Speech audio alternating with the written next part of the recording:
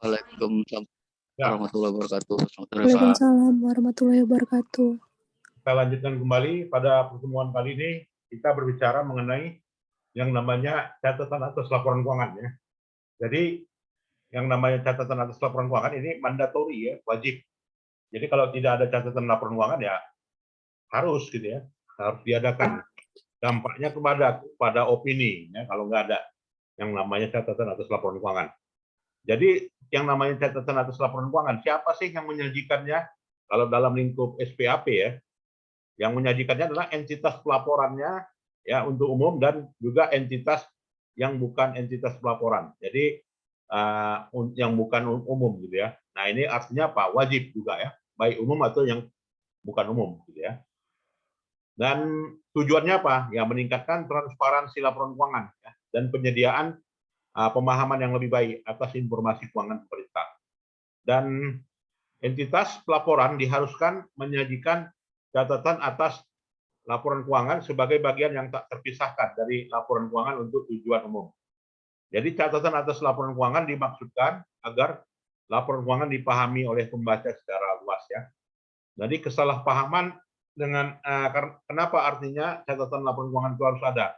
Ya mengeliminir yang namanya kesalahpahaman gitu ya.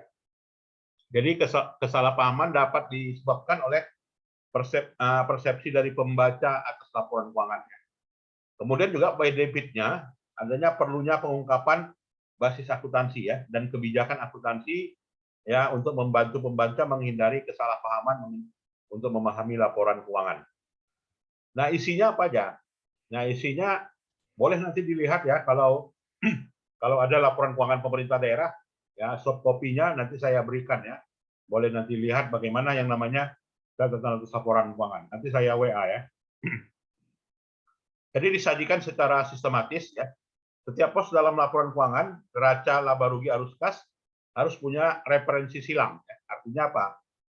Harus ada penjelasnya gitu ya, yang terkait dengan informasi pada catatan atas laporan keuangan. Jadi penjelasan yang terperinci gitu ya, atau analisa atas satu pos yang disajikan dalam laporan keuangan. Nah, apa saja yang diungkapkan? Isinya informasi umum satu ya. Yang kedua, informasi kebijakan fiskal. Yang ketiga, ikhtisar pencapaian target. Yang keempat, informasi penyajian laporan keuangan dan kebijakan. Yang kelima, rincian dan penjelasan masing-masing pos. Kemudian informasi yang diharuskan di dalam PSAP, serta informasi lainnya dalam rangka penyajian wajar. Nah, asumsi dalam apa ya? Dalam catatan atas laporan keuangan itu ada tiga aja. Ya, tiga ya jawabannya adalah asumsi kemandirian entitas. Ya. Satu. Yang kedua, asumsi going concern. Dua ya. Yang ketiga, asumsi keterukuran dalam satuan uang. Ya, tiga itu. Dan siapa saja penggunanya? Masyarakat, gitu ya. Wakil rakyat, lembaga pengawas, lembaga pemeriksa, ya. Nah itu. Jadi eksternal ini. Kemudian pihak yang memberi atau berperan dalam proses donasi dan juga pemerintah, ya. Dan kemudian juga yang diungkapkan di catatan atas laporan keuangan berupa kebijakan akuntansinya. Nah, jadi kebijakan akuntansinya meliputi apa ya? Meliputi pertimbangan sehat, ya, kemudian juga ketidakpastian, ya, ketidakpastian yang melingkupi banyak transaksi, kemudian substance over form atau disebut dengan substansi membeli bentuk, dan juga materialitasnya dipertimbangkan. Nah, ini ya. Ada yang mau kita diskusikan dalam catatan atas laporan keuangan ini? Silakan. Cukup jelas ya? Baik. Ya, berikutnya kita masuk topik adalah persediaan. Nah, jadi persediaan di sini diatur di dalam penyajian laporan keuangan pemerintah yang meliputi ya aset lancar ya dalam bentuk barang. Ya. Itu adalah aset lancar dalam bentuk barang atau perlengkapan yang dimaksudkan mendukung kegiatan operasional pemerintah. Cakupannya meliputi ya barang supplies, ya, artinya itu barang perlengkapan, bahan atau perlengkapan supplies, barang dalam proses produksi, atau juga barang yang disimpan untuk dijual. Belum sih, fungsinya banyak. Nah, bentuknya apa saja? Bisa Iya. berupa barang konsumsi, ya, bisa berupa amunisi, ya, bisa berupa bahan pemeliharaan, ya, bisa berupa suku cadang, ya, bisa berupa persediaan strategis, ada juga pita cukai, bahan baku, barang dalam proses, ya kan, tanah dan bangunan, serta hewan dan tanaman. Dan pengakuannya bagaimana?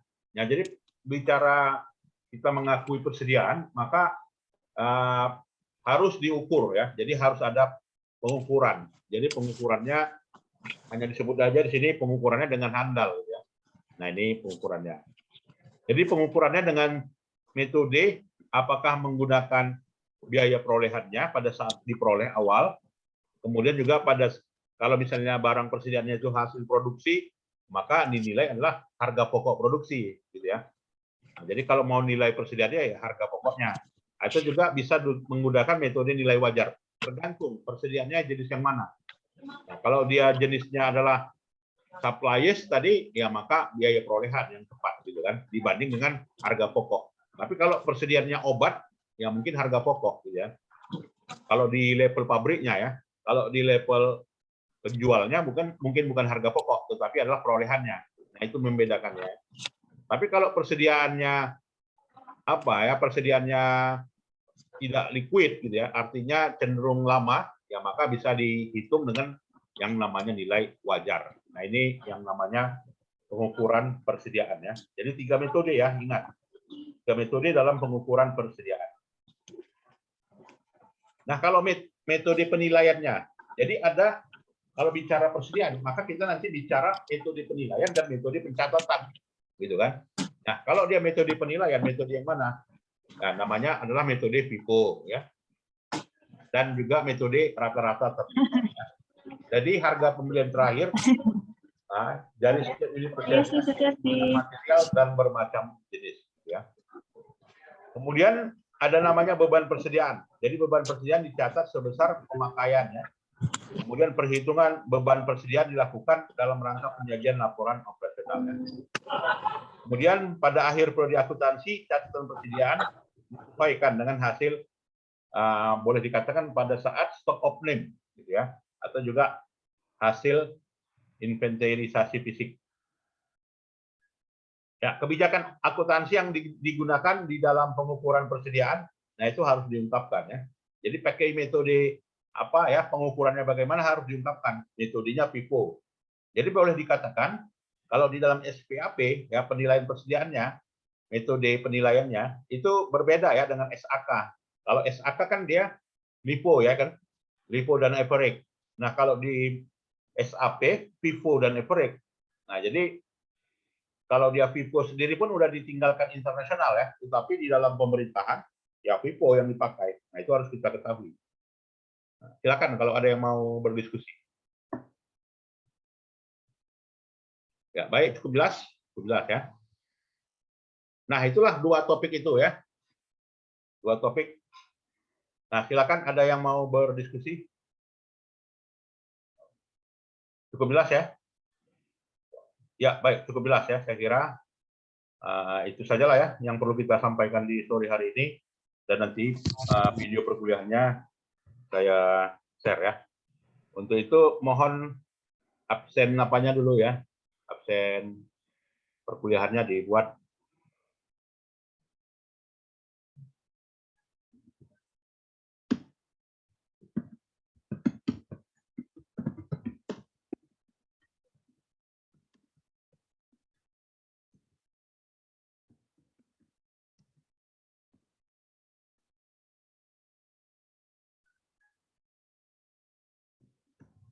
Baik, kalau sudah